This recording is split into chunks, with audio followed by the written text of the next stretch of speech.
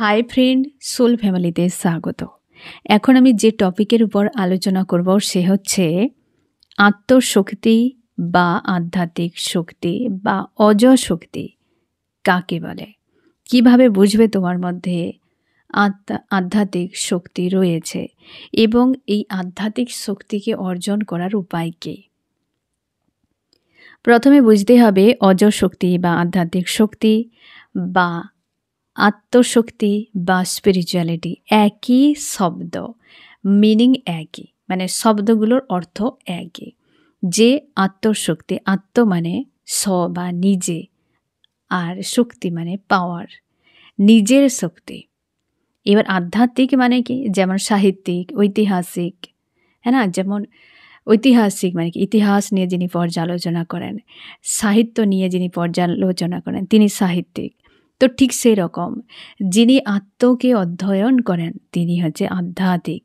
তার মানে আধ্যাত্মিক তুমিও হতে পারো, সবাই আধ্যাত্মিক হতে পারে, যে এটা নিয়ে আলোচনা করবে, পর্যালোচনা করবে এবং এই রাস্তায় এগিয়ে যাবে।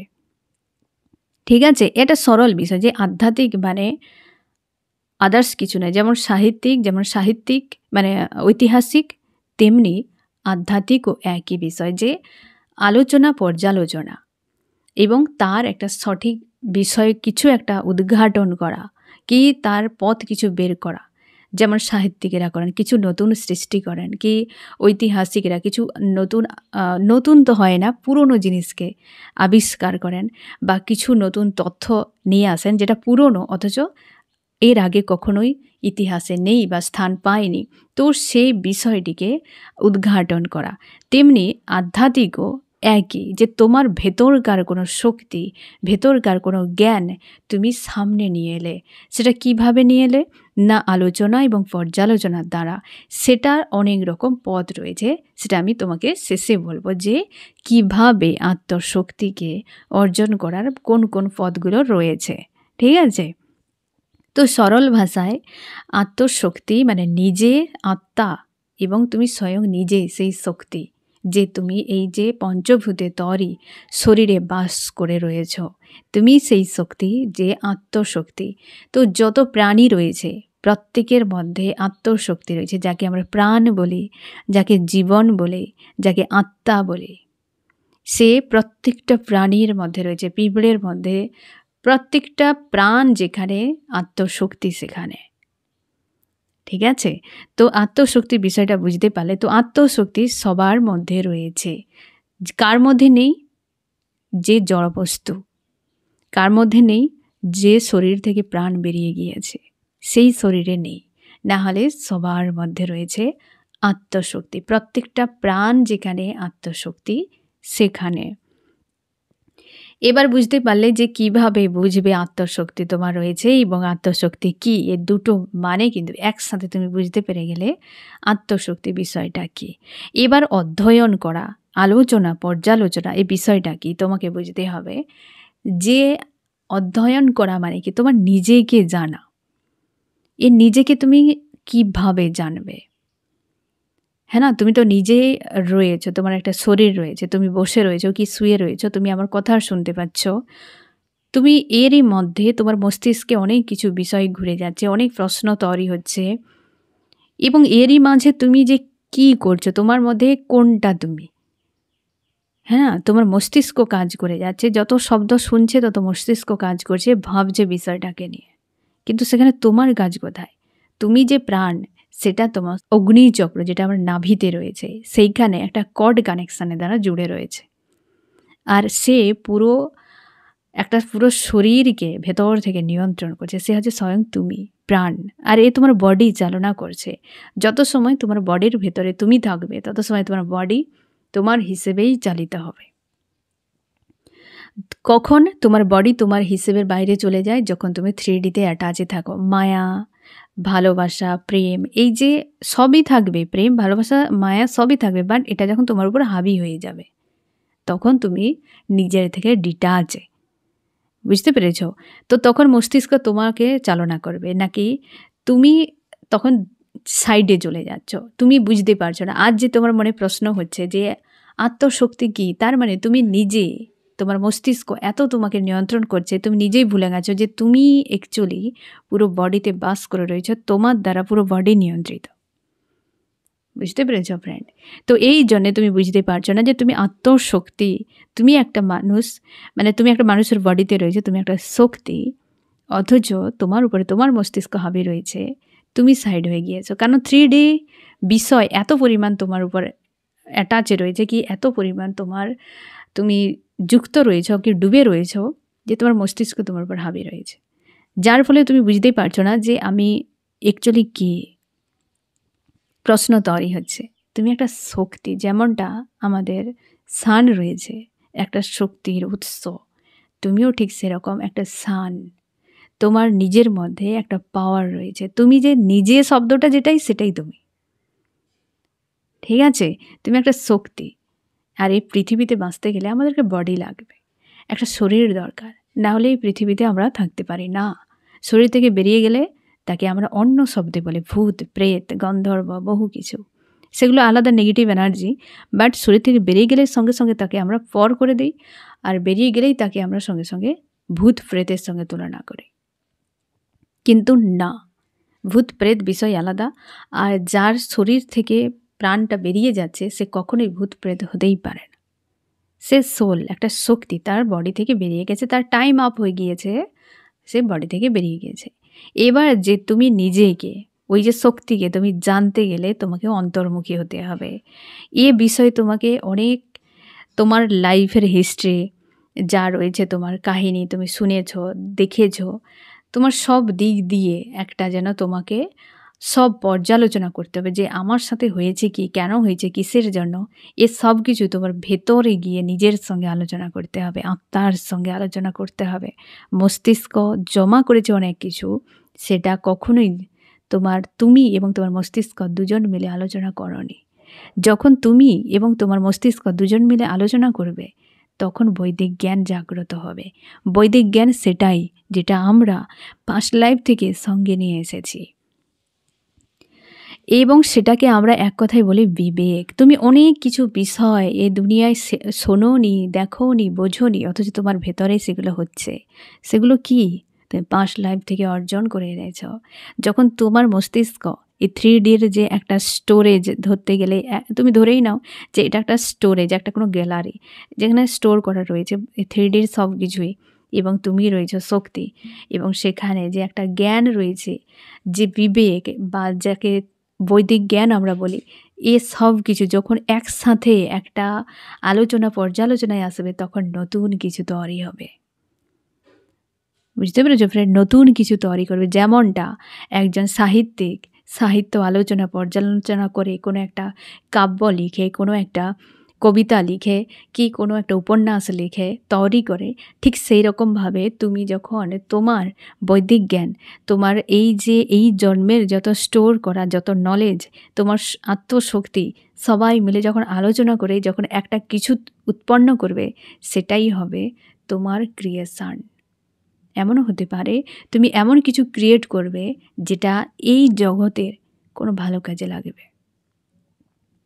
বুঝতে পেরেছো? যারা স্পিরিচুয়াল জার্নিতে রয়েছো, তোমাদেরকে এইভাবে মায়ের দুনিয়া থেকে, সম্পর্ক থেকে, এই যা কিছু রয়েছে যেখানে তুমি অ্যাটাচ রয়েছো, সেখান থেকে তোমাকে ডিটাচ করে তোমার বৈদিক জ্ঞান, তোমার এই স্টোর এবং তোমার নিজের সঙ্গে আলোচনা করে তোমাকে এমন পাওয়ারফুল তৈরি করা হচ্ছে যেখানে তুমি কিছু করবে, বড় কিছু কোনো দায়িত্ব রয়েছে, তুমি তখনই হবে যখন অন্তর্মুখী হবে, তার আগে তুমি হতে পারবে না। এবার বুঝতে পারলে যে আলোচনা পর্যালোচনা কার সঙ্গে হয়। তুমি যখন ভেতরে বাস করো, যখন কোনো কিছু আঘাত তুমি পেয়ে গেলে, তোমরা লক্ষ্য করবে যে তোমার ভেতরে তো অনেকে অনেক কিছু বলছে, তুমি বুঝতে পারো না যে কে তুমি নিজে, কে তোমার মস্তিষ্ক, কে তোমার বৈদিক জ্ঞান, কে কি বলছে, কে তোমার বিবেক, তুমি কিছুই জানো না। তোমার ভেতরে অনেক কিছু ফিচার রয়েছে, তখনই বুঝতে পারো যে কেউ তো আমার ভেতরে কিছু তো বলে যাচ্ছে, কিন্তু কে কি বলছে, কার কথা শুনবো? এটা হয় কেন? কারণ ইউনিভার্স বারবার তোমাকে অন্তর্মুখী করার চেষ্টা করছে, যে সব কিছু তোমার ভেতরে রয়েছে, তুমি বাইরে কোথায় খুঁজে যাচ্ছ? শান্তি, খুশি, আনন্দ, ওখানেই রয়েছে। যখন কোনো ঘটনা ঘটলো, ভেতরে প্রচুর চলতে থাকে। ফাইটিং তোমরা করো না, তোমরা বোঝার চেষ্টা করো, স্থিরভাবে বোঝার চেষ্টা করবে, ফাইটিং করবে না। ফাইটিং করতে গেলে তুমি সেখানে আলোচনা, যেখানে লড়াই হবে সেখানে আলোচনা হবে না। যেখানে লড়াই চলবে কি করে আলোচনা হবে? শান্তি বার্তা আনতে গেলে আলোচনা খুবই জরুরি, তাই না? তো সেখানে লড়াই নয়, লড়াইকে বাদ দিয়ে দাও, যে হোক আলোচনা হোক, হ্যাঁ না? নিজের মধ্যে এটাই বলো যে আমার সঙ্গে যা ঘটেছে আলোচনা হোক, কি হবে এরপর। কারণ তোমার ভেতরে তো সকলেই রয়েছে, পরমাত্মা সেখানে কানেক্টে রয়েছে। যখন তুমি নিজের সঙ্গে এইভাবে জুড়ে যাবে, প্রত্যেকটা বিষয়কে যখন তোমার স্টোরেজ মানে মস্তিষ্ক, এই মস্তিষ্ক কেবল গ্যালারি, তুমি ধরে নাও মস্তিষ্ক তোমার গ্যালারি, বুঝতে পেরেছ? এ ধৃতরাষ্ট্র, এ চোখে দেখতে পায় না কিন্তু রাজ্য পরিচালনা করে, বুঝতে পেরেছ ফ্রেন্ড? তোমরা যারা মহাভারতে জানবে ধৃতরাষ্ট্রকে। আর আমাদের যে হৃদয় আবেগে একদম সমুদ্রের মতো ঘুরে যাচ্ছে, সে হচ্ছে গান্ধারী, নিজে দেখতে পায় কিন্তু চোখে কাপড় বেঁধে রাখে। তার জন্যে মনের কথা শুনলে তুমি বিপদে পড়বে, মস্তিষ্কের কথা শুনলে তুমি বিপদে পড়বে। কার কথা শুনতে হবে? পরমাত্মার কথা। যেখানে স্বয়ং শ্রীকৃষ্ণ পরমাত্মা, তিনি অর্জুনকে সত্যি বড় কোনো প্রভাবশালী বা বড় কোনো যোদ্ধা ছিলেন? কর্ণের থেকে তো নয়, হ্যাঁ না? কর্ণের থেকে তো নয়, কিন্তু জিতে গিয়েছিল। এত বড় কুরুক্ষেত্রের যুদ্ধে জিতে গিয়েছিল। কারণ এটাই, কারণ সে পরমাত্মার সঙ্গে জুড়েছিল। আমাদেরকে সেরকম আগে আত্মার সঙ্গে জুড়তে হবে। আমাদের যে মন, হৃদয়, আবেগ, সে হচ্ছে গান্ধারী, আর হচ্ছে ধৃতরাষ্ট্র আমাদের মস্তিষ্ক। অথচ রাজ্য পরিচালনা করছে, তোমার জীবনকে নিয়ে যাচ্ছে কে? ধৃতরাষ্ট্র। তুমি কোথায় যাবে? শয় ধৃতরাষ্ট্রের 100 পুত্র ছিল। তোমার মাইন্ডের ভেতরে কি উৎপন্ন হয়েছে? তুমি যখন মস্তিষ্ক দিয়ে জীবন কাটাচ্ছ, কি উৎপন্ন হয়েছে? নেগেটিভ ইমোশন, যেগুলো মন এবং মস্তিষ্কের মধ্যে ফাইট। বুঝতে পেরেছ ফ্রেন্ড? তো তোমাকে বুঝতে হবে সব বিষয়গুলো, অন্তর্মুখী হও। বাইরে কিছু নেই, কিছু নেই বাইরে, মানে কিছুই নেই, সব ইলিউশন। অন্তর্মুখী হও, নিজের ভেতরে দেখো। তুমি এই পার্টগুলোকে এক একটা নাম দিয়ে যখন বোঝার চেষ্টা করবে, তুমি ইজিলি নিজেকে বুঝে যাবে। বুঝতে পেরেছ? এই জন্যে আবেগে ভুল হয়ে যায়, মস্তিষ্ক বারবার লুপে ফাঁসায়। কারণ দেখতে পায় না দুজনে, কেউ দেখতে পায় না। একমাত্র দেখতে পায় তোমার সোল, আত্মা, যে বৈদিক জ্ঞান নিয়ে এসেছে, যে পরমাত্মার সঙ্গে জুড়ে রয়েছে, সেই একমাত্র রাইট কিছু বলতে পারে। আর সেখানে পৌঁছতে গেলে অন্তর্মুখী হতে হবে। আশা করে বুঝতে পারলে যে অধ্যয়ন বিষয়টা কি, আলোচনা এবং পর্যালোচনা, সেটা কোথায় হবে? নিজের ভেতরে। আর সেখানে ফাইট নয়। এখন তোমরা ফাইট করছো, তোমরা অনেকে মানসিক যন্ত্রণার মধ্যে রয়েছো, ফাইট করছো। আলোচনা হবে, ফাইট নয়। যে যার অস্ত্র নিয়ে রেডি, একদম এই বলছে সেই বলছে, একে অপরের সঙ্গে ফাইট চলছে। তার জন্য তুমি কষ্ট, একটা অশান্তির মধ্যে রয়েছো। বুঝতে পেরেছ? তোমার ভিতরকার আলোচনার একটা পরিবেশ থাকবে, আলোচনা হবে, ফাইট নয়। এবার তুমি বুঝতে পারলে যে ওখানে তোমার সোল কি, বৈদিক জ্ঞান কি, এবং হচ্ছে তোমার বিবেক যাকে বলে, যে অ্যাকচুয়ালি তোমাকে পরামর্শ দেবে এবং তোমার গান্ধারীকে, মানে তোমার যে হৃদয় বারবার হার্টবিট কম বেশি বাড়ে, হ্যাঁ না, তোমার গান্ধারী, যে চোখে কাপড় বেঁধে রেখেছে, অথচ দেখতে পায় কিন্তু সে কাপড় বেঁধে রেখেছে, সে সঠিক জানে না। আর যাকে নিয়ে তুমি রাজ্য পরিচালনা করছো, যে লাইফ, সে যে ধৃতরাষ্ট্র, সে নিজের চোখে দেখতে পায় না।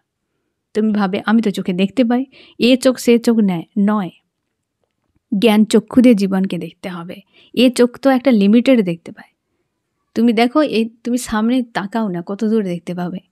তুমি যত দূর দেখতে পাচ্ছ না, তার মানে কি তার পর কিছু নেই? নিশ্চয়ই রয়েছে, অথচ তুমি দেখতে পাও না। তার মানে তোমাকে জ্ঞান চক্ষু দিয়ে দেখতে হবে। আর জ্ঞান চক্ষু কোথায়? আত্মার সঙ্গে জুড়ে রয়েছে, বৈদিক জ্ঞান তার সঙ্গে রয়েছে। তোমার সোল সব জানে, তোমার ডেস্টিনি কি সব জানে। এইভাবে তুমি নিজের মধ্যে আলোচনা পর্যালোচনাকে বলা হয় আধ্যাত্মিকতা, বা এই এক ধরনের স্টাডি। বুঝতে পেরেছো ফ্রেন্ড?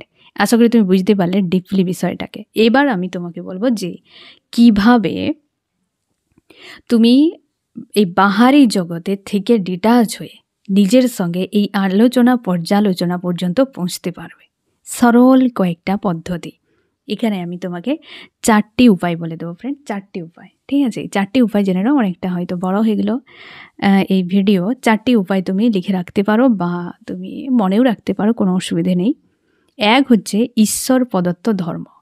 ধর্ম তুমি যে ধর্মেই থাকো, ঈশ্বর তোমাকে যে দান করেছেন, যেটা মানে হচ্ছে তুমি যে ধর্ম রয়েছো তোমার ধর্মগ্রন্থ অবশ্যই পড়তে হবে। ঈশ্বর যে শিক্ষাটা দিয়েছেন সেটা ধর্মগ্রন্থেই পাওয়া যাবে, বুঝতে পেরেছো? তো কিন্তু প্রথম যে তোমাকে ধর্মগ্রন্থ পড়তে হবে, তাকে ডিকোড করতে হবে, তাকে তোমার জীবনে অ্যাপ্লাই করতে হবে। তাহলে ঈশ্বর প্রদত্ত ধর্ম। 2 হচ্ছে কি না পরম ধর্ম। পরম ধর্ম, ধর্ম মানে তোমরা আবার এটা ভেবো না যে সনাতন ধর্ম, ইসলাম ধর্ম, কি হচ্ছে খ্রিস্টান ধর্ম, না। ধর্ম কথার অর্থ হলো ধারণ করা।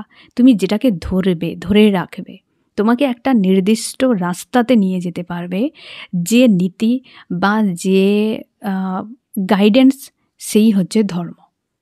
ধর্ম মানে কোনো এমন নয় যে কোনো সনাতন ধর্ম এটার নাম দেওয়া হয়েছে, বাট ধর্ম মানে একটা গাইডেন্স, তোমাকে সঠিক পথে নিয়ে যাওয়া যাবে বা নিয়ে তুমি যেতে পারবে, বুঝতে পেরেছো? একটা ধারণ করে রাখবে তোমাকে। তুমি মানুষ, তো তুমি মানুষের পথে থাকবে, এই একটা গাইডেন্স ধর্ম। ঠিক আছে, তাহলে ঈশ্বর প্রদত্ত, যেটা ঈশ্বর যেটা দান করেছেন আমাদেরকে সঠিক পথে যাওয়ার জন্য, সেটা একমাত্র জানা যাবে ধর্মগ্রন্থে। ঠিক আছে। 2 নম্বর, সেটা হচ্ছে পরম ধর্ম। পরম মানে একদম মানে উচ্চ মার্গের যেটা, সেটা কি না অহিংসা। অহিংসা নয়, এক হচ্ছে অহিংসা, দান করতে হবে, যেটা উচ্চ মার্গে। আমরা সবসময় দান করে যে খুশি পাওয়া যায়, হেল্প করে খুশি পাওয়া যায়, ঠিক আছে? তো দান এবং হচ্ছে অহিংসা, আর হচ্ছে লোভ এবং মায়াকে ত্যাগ করতে হবে। তার লোভ যেখানে তোমার হচ্ছে কি, মায়া যেখানে তোমার রয়েছে, এই যে ডিটাচমেন্ট, অ্যাটাচ মানে কি মায়া, ডিটাচ করানো হয়, ইউনিভার্স ডিটাচ করে, তোমার মায়া থেকে সরে নিয়ে আসে। তাহলে পরম ধর্মগুলোর মধ্যে রয়েছে কি কি না দান, অহিংসা, লোভ এবং মায়া। এইগুলোকে পরম ধর্মের মধ্যে তোমাকে এই দ্বিতীয় যে পয়েন্ট রয়েছে, এটাকে তোমাকে মানতে হবে। তুমি যদি দান করো তুমি মনে শান্তি পাবে। তুমি হিংসা যদি না থাকে তোমার ভেতরে আগুন জ্বলবে না। আর যদি তুমি লোভ না রাখো তাহলে তুমি নিজের প্রতি একটা সন্তুষ্টি থাকছে। লোভ থাকলে অসন্তুষ্টি তৈরি হবে, তার মানে তোমার ক্রেভিং তৈরি হচ্ছে। আর মায়া থাকা মানে অ্যাটাচে থাকছো তুমি নিজের থেকে বাহিরের জগতে। তো সেই জন্যে এইগুলোকে তোমাকে মানতে হবে। নাম্বার 3তে হচ্ছে উত্তম ধর্ম। উত্তম ধর্ম মানে সব থেকে বড় পথ, যে আমার 24 ঘন্টা রয়েছে, হ্যাঁ না, আমার 24 ঘন্টার আমি 2 ঘন্টা, 4 ঘন্টা, 5 ঘন্টা একটু একটু করে বাড়াবে, যে আমি আমার 24 ঘন্টার আধা টাইম ইউনিভার্সের জন্য সমর্পিত। প্রথমে তুমি পারবে না যে 12 ঘন্টা পুরো একদম ইউনিভার্সের উপর সমর্পণ করে দিতে, বাট এটাই কিন্তু নিয়ম যে তুমি 12 ঘন্টা ইউনিভার্সের উপর সমর্পণ করে দেওয়া, যে ইউনিভার্স তোমার কাছে আমার সমর্পিত 12 ঘন্টা। তোমরা 1-2 ঘন্টা 3 ঘন্টা পরপর বাড়াতে পারো, ঠিক আছে? এটা একটা উপায়।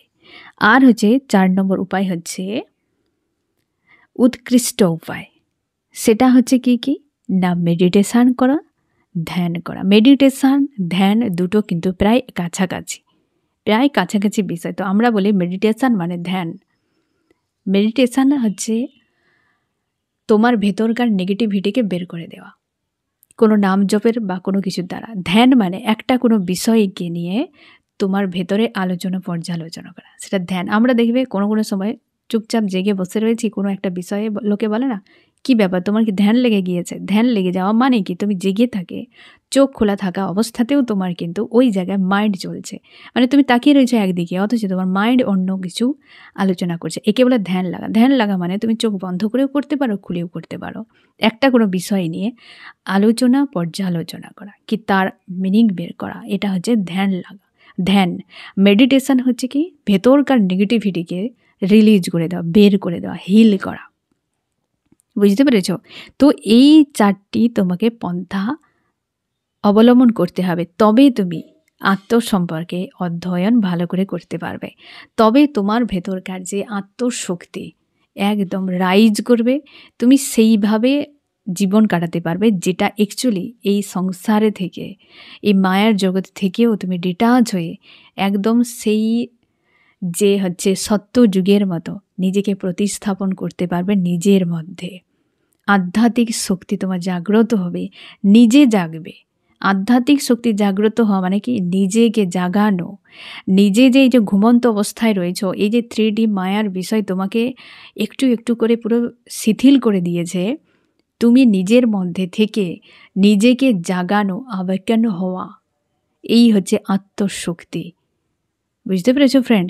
এবং এই আত্মশক্তি, এই যে পৃথিবীতে আসা তোমার, তার একটা পারপাস রয়েছে। যখন তুমি নিজের সঙ্গে জেগে যাবে, নিজে যখন জাগ্রত হবে, তখন নিজেই জেনে যাবে তোমার এই সংসারের জন্য, এই দুনিয়ার জন্য তোমার কি পারপাস রয়েছে। বুঝতে পেরেছো ফ্রেন্ড? তো এই বিষয়ে যদি তোমার কোনো প্রশ্ন থেকে থাকে অবশ্যই আমাকে জিজ্ঞাসা করতে পারো। তো ফ্রেন্ড, কেমন লাগলো জানিও। সোল ফ্যামিলিতে জুড়ে থাকার জন্য অনেক অনেক ধন্যবাদ।